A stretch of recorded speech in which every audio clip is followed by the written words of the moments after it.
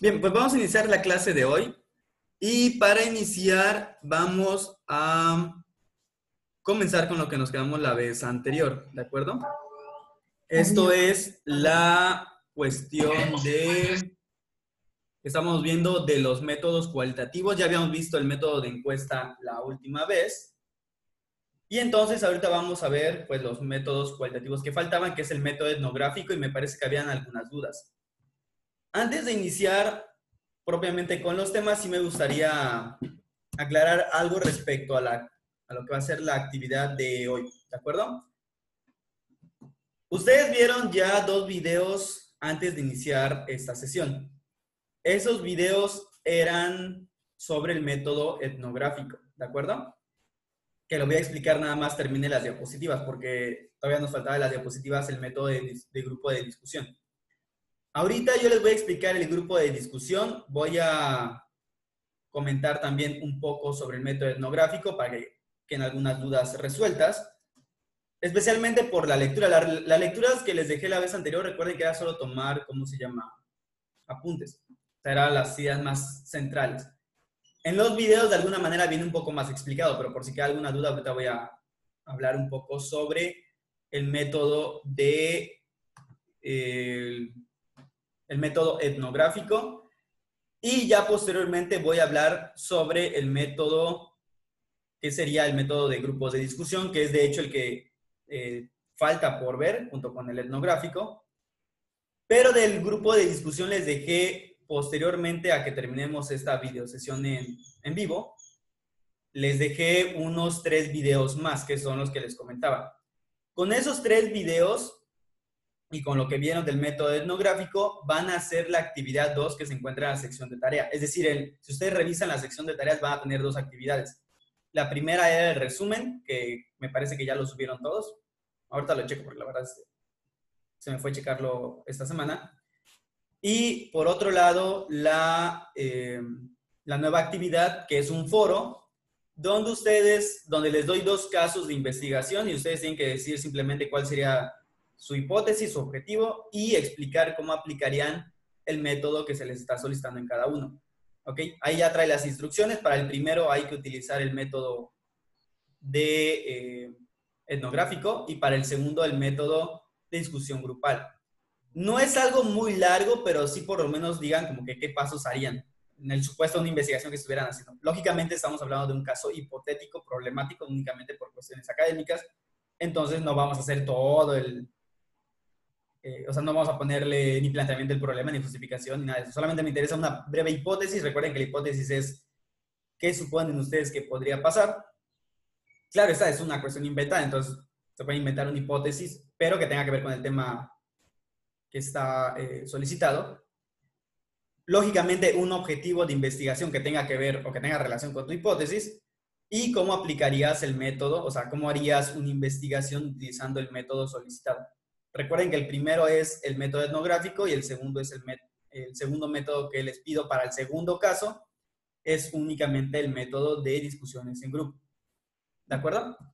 Bien, dicho esto, de cualquier manera las instrucciones están en la actividad y recuerden que la actividad está en la sección de tareas. No va a aparecer como actividad de clase, sino como sección de tareas. Por lo tanto, van a tener más tiempo para hacerlo que un solo día. ¿De acuerdo?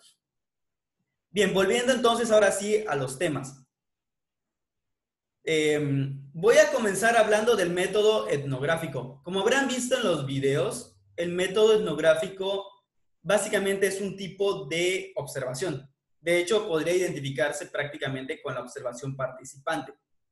Lo que tiene el método etnográfico es que justamente una de sus variantes, por así decir, es que el investigador va a vivir toda la experiencia de convivir con un pueblo.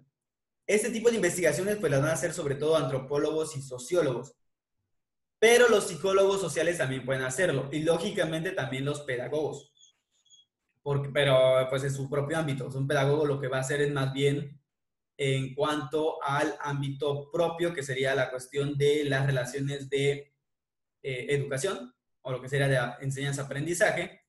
Entonces, por eso es importante saber que existe. Además de que las ciencias sociales no tienen, o sea, por sí las ciencias experimentales no pueden darse el lujo de de decir información dispersa, porque siempre tiene que entenderse en un contexto más global, más integral, que es parte de la función de la filosofía y la ciencia, ayudar a las ciencias en esto.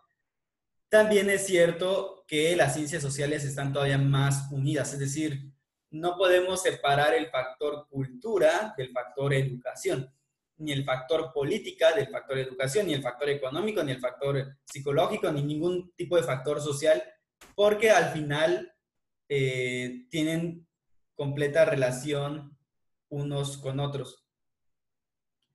Entonces, sí es importante considerar esta parte, que en el caso de lo que es las ciencias sociales, hay mucha interacción entre ambos, o sea, entre todas las ciencias y por lo tanto siempre va a haber cierta consideración de lo que sería, o sea, de que tienes que considerar también información de otras ciencias. A eso es a lo que me refiero, Pedro.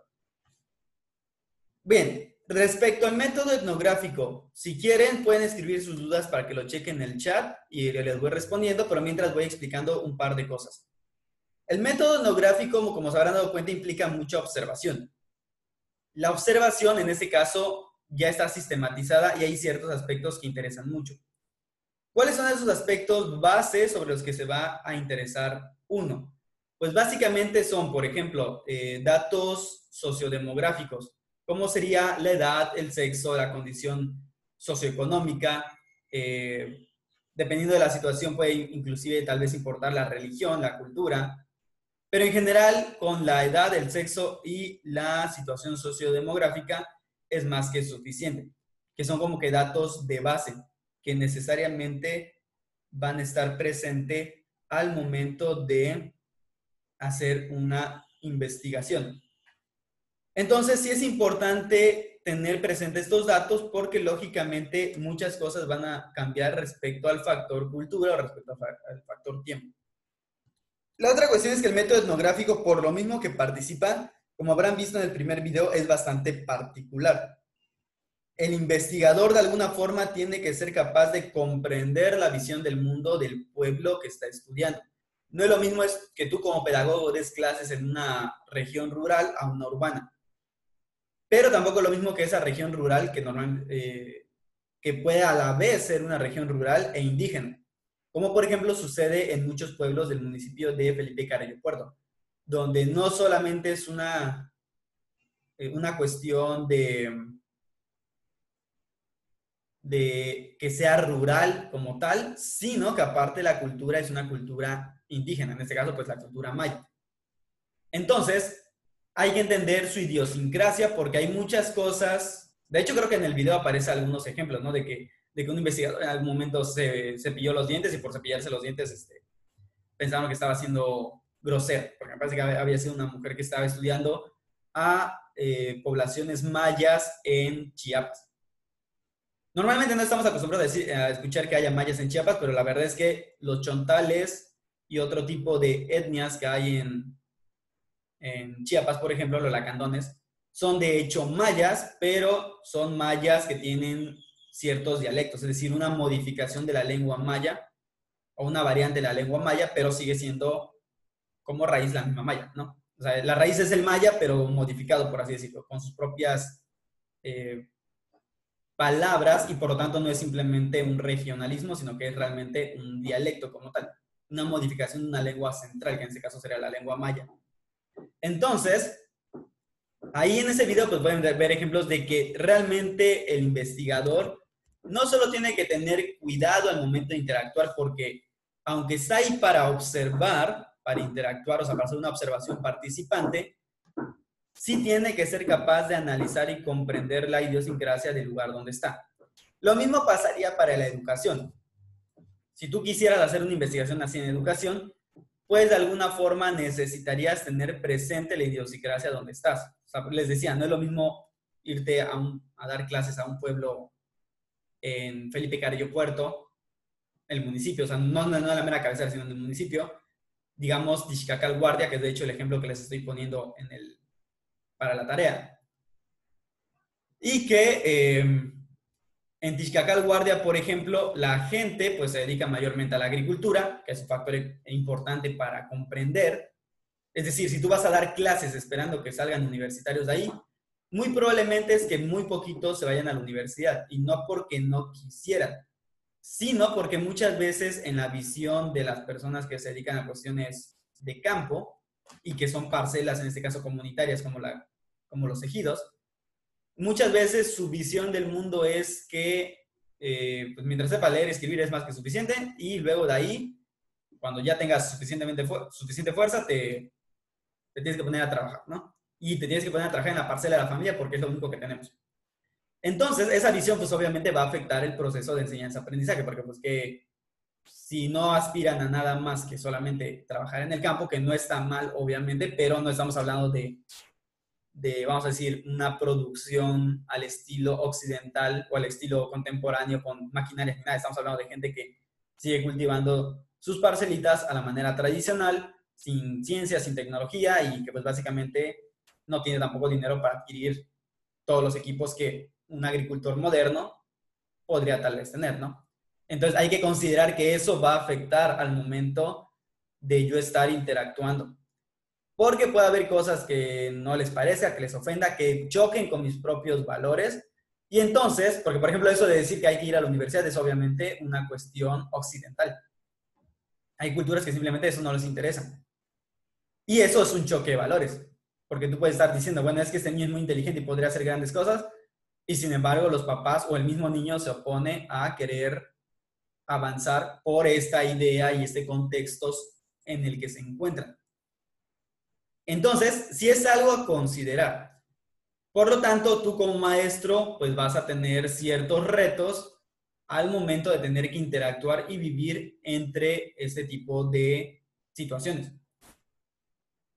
Otro ejemplo más. Inclusive pueden ser mezcla, o sea, una población mestiza que haya parte mayas, parte, ¿cómo se llama? Mestizos o, bueno, mexicano normal. Como por ejemplo lo que son los pueblitos en la carretera que va en la carretera libre que va hacia Mérida, de Cancún a Mérida, pero en la carretera libre.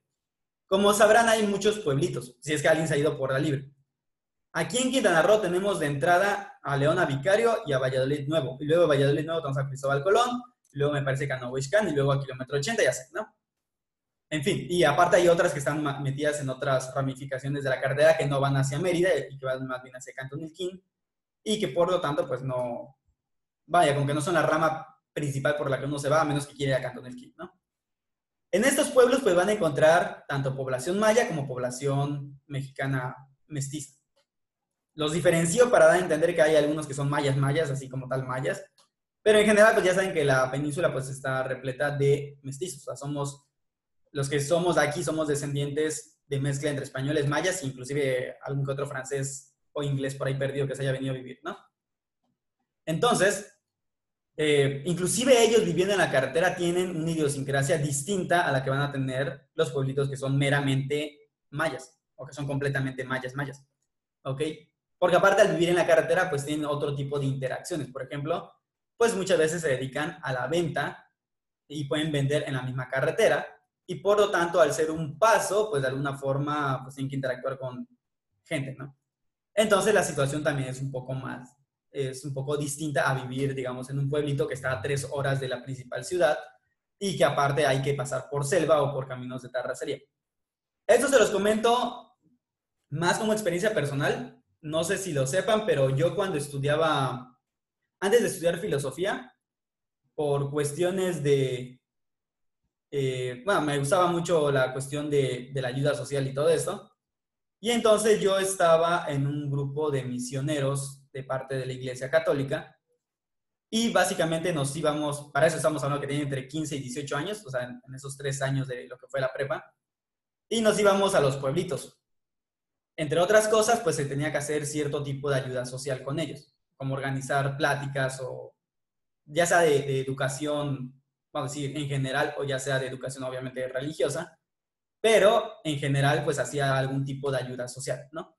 En ocasiones hacían campañas con médicos, entonces pues llevábamos al médico, llevábamos al psicólogo, etc., ¿no? El punto es que eso ya en sí mismo es un... Si hubiera yo estado en una actitud investigadora, pues se podría haber hecho una investigación como tal. ¿Por qué? Porque te vas dando cuenta de cómo es la forma de vida de las personas. Entonces, muchas veces la gente no conoce eh, cómo es la forma de vida de su propio entorno. Ok, a ver, permítanme un momento.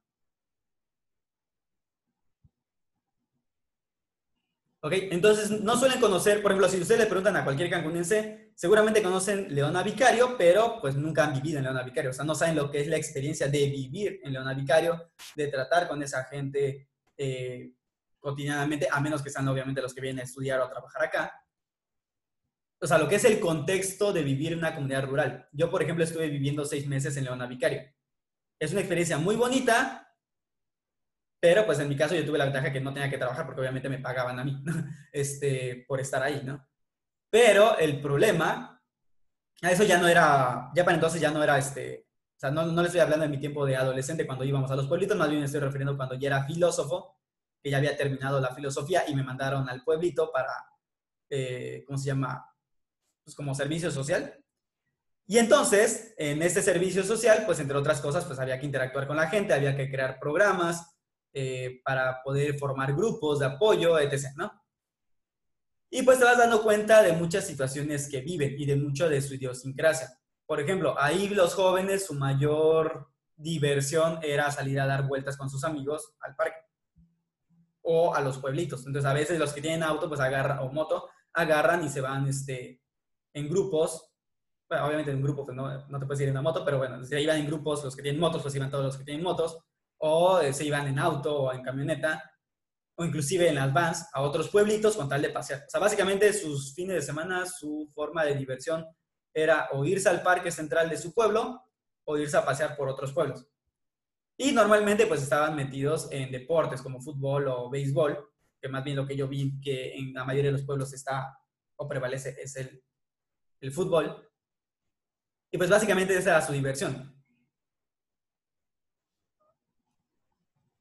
Entonces, eso, por ejemplo, es algo que hay que considerar. Si yo fuera maestro, que de hecho, aunque yo no era propiamente maestro porque mi objetivo o mi solicitud como servicio social era básicamente, y ese servicio social, aclaro, era vivir ahí, o sea, no era simplemente que yo voy, como suele pasar en el servicio social, de que voy y me quedo y ya, no, o sea, yo tenía que vivir ahí, yo vivía junto con ellos en este pueblo, o sea, tenía mi propia casita y todo que me habían dado.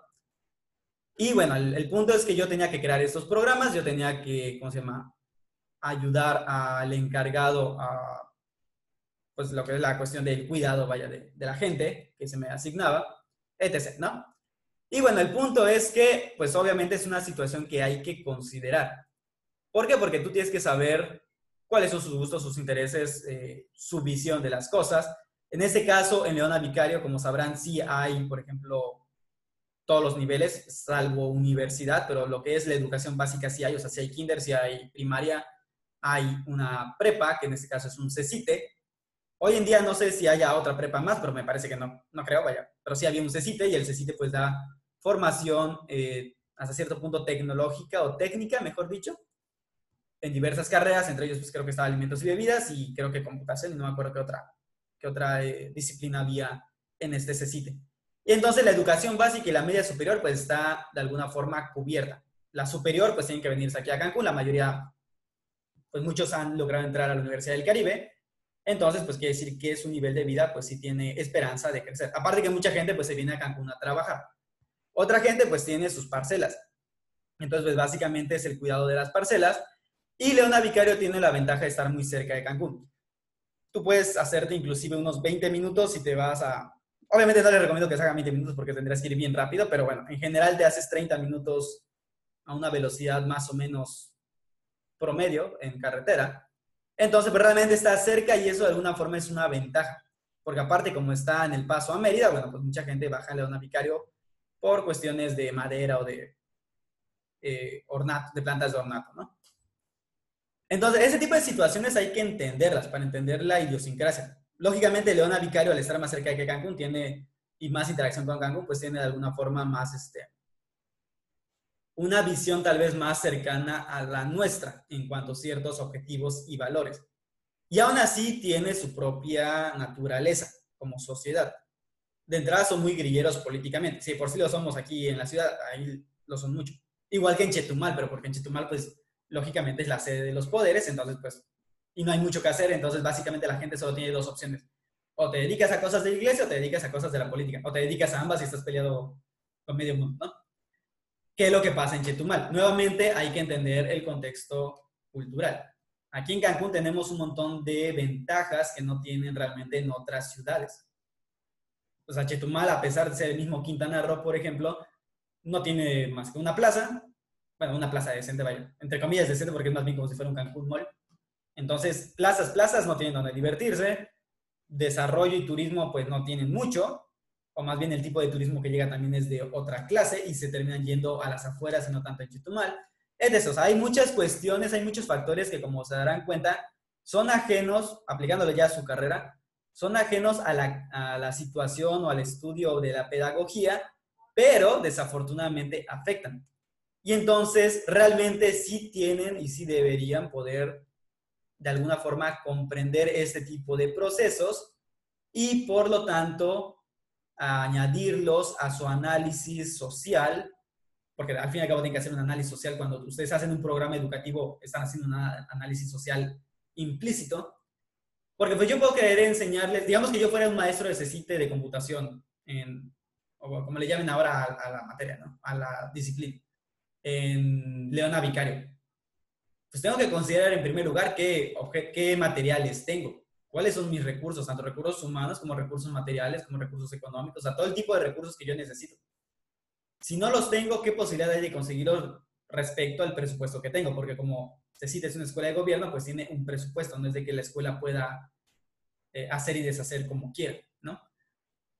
Tengo que considerar también qué tanto trabajo podrían llegar a tener estos muchachos. Porque si yo les enseño computación, pero ahí ni hay internet, pues ya tenemos un problema, ¿verdad? O sea, ahí no llega, digamos que ahí no llegaran los proveedores de internet. Ya tenemos un enorme problema porque entonces, ¿cómo les enseño yo computación? Que hoy en día todo está en digital, todo está en la web. ¿Cómo les enseño computación sin enseñarles cuestiones de web? ¿Sí me explico? Entonces son cosas que hay que considerar. ¿Qué hacen en su tiempo libre? ¿Cómo lo aprovechan? El nivel que haya de adicciones, por ejemplo. Ahí, por ejemplo, los muchachitos, inclusive ya de 16, 17 años, digo, también lo hacen aquí en Cancún, no es que no lo hagan aquí en Cancún, pero ahí es más notorio porque como la población es menos y se conocen más, entonces, pues tú sabes que después de un partido de fútbol o de béisbol, inclusive los adultos, porque a veces juegan vaya, mixto, a veces puedes encontrarte un adulto y un niño de 12 años más o menos, un poquito sobredesarrollado, jugando juntos, y pues muchas veces se los llevan y toman juntos. O sea, estamos hablando de un pueblito, donde la gente cuando muere, bueno, eso también puede pasar mucho aquí en Cancún, porque recuerden que mucha gente viene de pueblos, de varios estados, pero lo que sí pasaba ahí, por ejemplo, es que cuando alguien moría, porque a veces yo tenía que atender a los difuntos, no a los difuntos, obviamente no a los difuntos, a la familia de los difuntos, como para ayuda u orientación filosófica. Pero el punto es que muchas veces las personas estaban ebrias, o sea, como que era una tradición que cuando alguien moría te ponías ebrio. Y que obviamente tiene su función, que es para eso justamente para lo que se hacen los estudios etnográficos. Conocer la función, conocer el por qué la gente hace lo que hace. No quiere decir que esté bien lo que hacen, al menos desde nuestro punto de vista o sea, de nuestro punto de vista más contemporáneo, occidentalizado, el emborracharse por una cuestión emocional, pues como que no es muy cuerdo tal vez para nosotros, ¿no? Y eso, pues estamos hablando del mexicano, vamos a decir, moderno. Porque si nos vamos a Estados Unidos, este tipo de cosas como que quedan medias extrañas. O sea, como, es el típico caso que ves en las películas de gente que está bien tranquila en el funeral y la que tomó todo el tequila o el whisky que quedó toda ebria diciendo un montón de barbaridades, ¿no? Pues imagínense eso, pero que fuera toda la gente, o sea, que todos los del funeral estuvieran justamente alcoholizados. Que eso sí suele darse mucho en los pueblos y repito, ahí se nota más, no porque no existe en Cancún, por ejemplo, que es una ciudad, pero que aparte es una ciudad que tiene una mezcla de mucha gente que viene de pueblos. y de muchas culturas aparte, distintas. Pero en este caso, en los pueblitos, pues la gente se conoce más, está más cercana, pues hacer el típico dicho de pueblo chico, infierno grande. ¿Por qué? Porque como todo el mundo se conoce, todo el mundo sabe chismes del otro, etc., ¿no? Entonces, ese tipo de situaciones, pues hay que considerarlas. Puede ser que te sea muy común y muy típico que después del fin de semana, el lunes, tus alumnos lleguen emborrachados, ¿no? Y bueno, eso es lo que hay que considerar.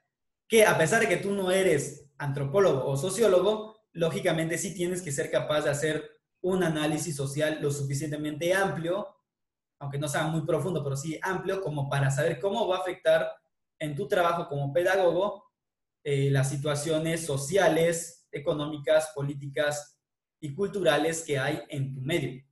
Cómo afecta su visión. Otro ejemplo más de una vicario es que ahí están divididos por religión, entonces es básicamente católicos contra protestantes, y aunque no llegan a tal grado de estarse aventando piedras entre ellos, pero sí en muchas ocasiones pueden ser bastante agresivos respecto a su relación, especialmente porque las iglesias evangélicas ahí son muy, ¿cómo se llama? Muy proselitistas y muy agresivas en sus métodos, y pues aparte pues tampoco es que haya una fuerza policial grande ahí como para que controlara algo, ¿no? Entonces básicamente pues sí puede llegar a ser una complicación la cuestión religiosa. Entonces, otra cuestión más, puede ser que haya familias peleadas, claro, más bien es como que situaciones muy, muy concretas, pero que va a haber familias peleadas, ¿no? Por cuestiones religiosas. Entonces, bueno, ese es un ejemplo de cómo sí hay que considerar estos factores. Básicamente, el investigador al momento de usar un método etnográfico va, en primer lugar, a vivir entre las personas que va a estudiar. Lógicamente, al ser personas, no es como estudiar una sustancia química, sino que implica crear relaciones. Y para esto hay que tener mucho cuidado, como mencionaba al principio, porque crear una relación implica que tienes que tener por lo menos una cierta comprensión de lo que es la cultura y visión del mundo del lugar al que estás yendo. ¿De acuerdo? Y por lo tanto, en el segundo video, pues vieron cómo se hace el método, es decir, cuál es el proceso. Ustedes simplemente tienen que guiarse en el video para poder hacer la actividad que les dejé al final. Y con eso es más que suficiente. Lógicamente ustedes no lo van a hacer tan profundo y tampoco es indispensable porque ustedes no se van a dedicar al 100% a irse a un pueblito a estudiar. Se lo menciono porque si quieren trabajar luego en educación básica, ahí sí puede ser que, por ejemplo, que quieren ser maestros y se meten al gobierno y todo para poder trabajar en una escuela de gobierno. Ahí sí puede ser que de repente los manden a un pueblito y que por lo tanto haya que considerar este tipo de situaciones. Por ejemplo, uno de mis primos es maestro de educación básica, estudió en la normal, me parece que en Ticul, no me acuerdo dónde, en Calquini, no me acuerdo bien, y lo mandaron a un pueblo en Campeche. Él es de Ticul. Mentira, él estudió en Mérida, pero lo mandaron para trabajar en Campeche. Y no está en mero Campeche, está en un pueblito que está como a 30 minutos, 40 minutos de la ciudad. Si no me equivoco, creo que conozco el pueblito. Entonces, pues básicamente ni siquiera está en su estado, y aunque el estado de Campeche tiene una cultura similar a la yucateca, no son del todo iguales, que es otro pleito que tienen entre ellos, ¿no? Entonces, pues sí ha tenido que de alguna manera considerar este tipo de factores, el factor de que está en un pueblito. La ventaja es que él mismo que se crió en un pueblo, porque Ticul oficialmente es una ciudad, pero realmente pues no es una ciudad como Cancún, vaya. O sea, es una ciudad muy pequeña y que todavía depende mucho de lo rural.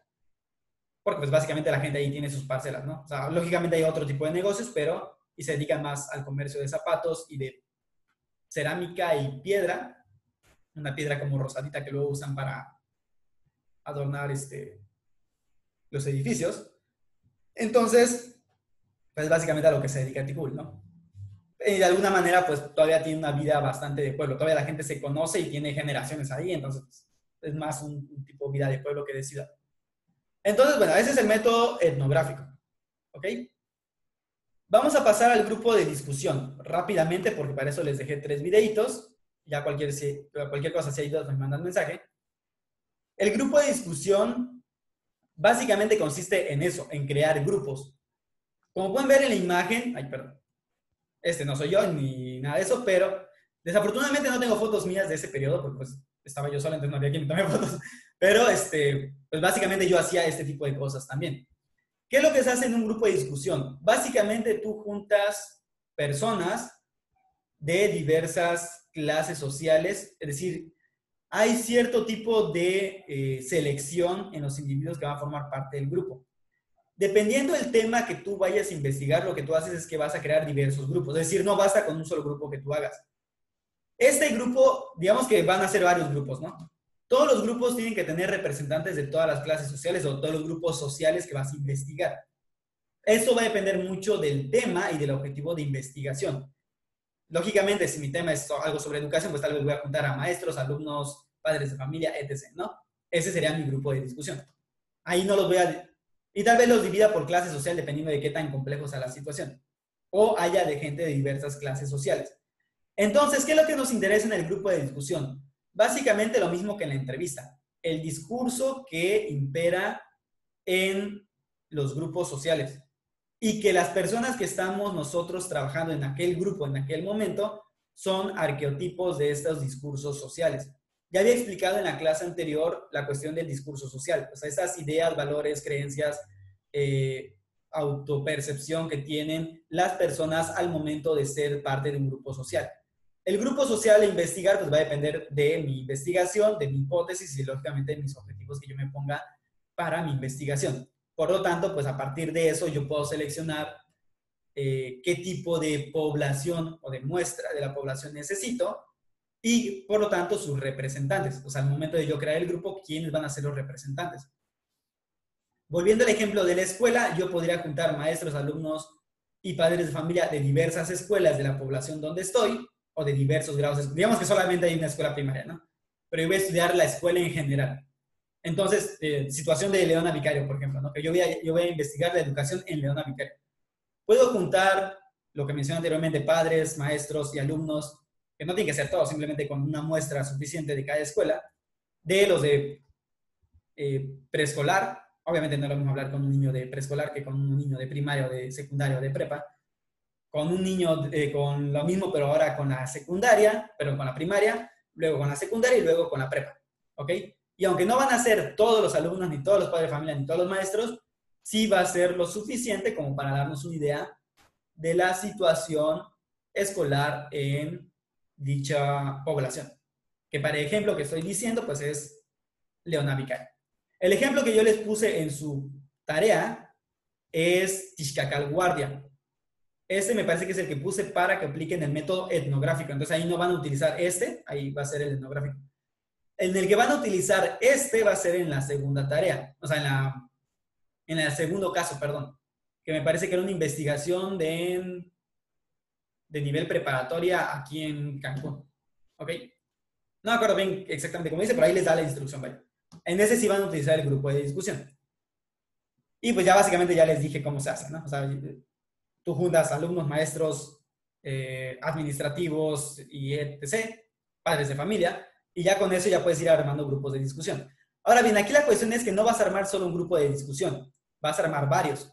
¿Por qué? Porque pues no va a ser, ¿cómo se llama?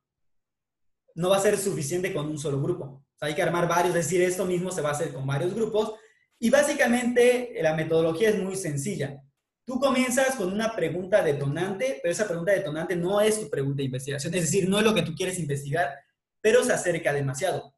¿Por qué? Porque la intención es que ellos solitos a través de la discusión vayan llegando al tema que a ti te interesa. Por eso la pregunta tiene que ser muy cercana, pero no exactamente la misma, para que no vaya a haber una actitud defensiva, porque luego la gente cuando tocan temas muy directamente, y son temas tal vez controvertidos, o para la comunidad o para la sociedad a la que estás estudiando, pues lo que pasa es que se ponen a la defensiva. Entonces, para evitar esto, pues hay que hacer esta pregunta indirecta y luego ir guiando muy sutilmente, porque realmente en un grupo de discusión no es un debate, es decir, tú como investigador no estás para debatir, sino estás como para moderar y tampoco es una moderación en la que sobresalgas. Es decir, debe ser muy sutil al principio. Suele tener entre 7 y 9 participantes. Los participantes son representativos de diversos estratos, que es lo que ya había mencionado anteriormente. Su fundamento es la estabilidad discursiva, es decir, este discurso que ya hemos mencionado en clases anteriores. Los participantes expresan las categorías sociales, que ya lo mencioné también, y reproducen los discursos de dichas categorías. Esto ya lo había mencionado para la entrevista, pero lo vuelvo a mencionar para esto porque es realmente lo que nos interesa, el discurso que tiene la gente.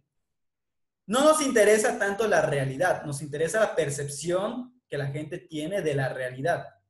Es decir, nos interesa su subjetividad en este aspecto. Para el desarrollo de la dinámica es muy fácil. 1. La presentación del coordinador y de la técnica.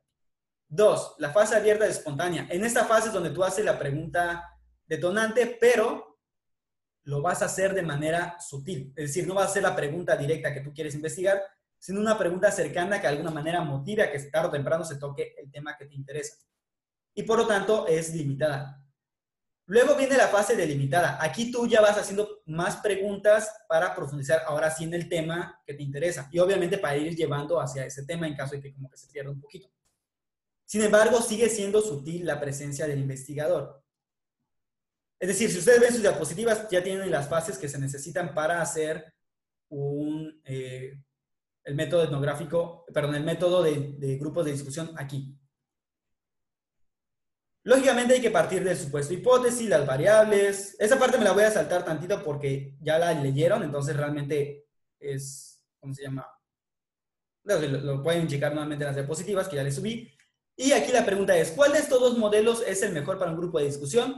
La respuesta básica es que el de mi izquierda, es decir, el que parece un solecito, porque ese permite mayor discusión y no le da el poder a ninguno. Aquí también afectan las relaciones de poder, como hemos mencionado anteriormente. Entonces, hay que considerar las relaciones de poder aquí también. ¿Ok?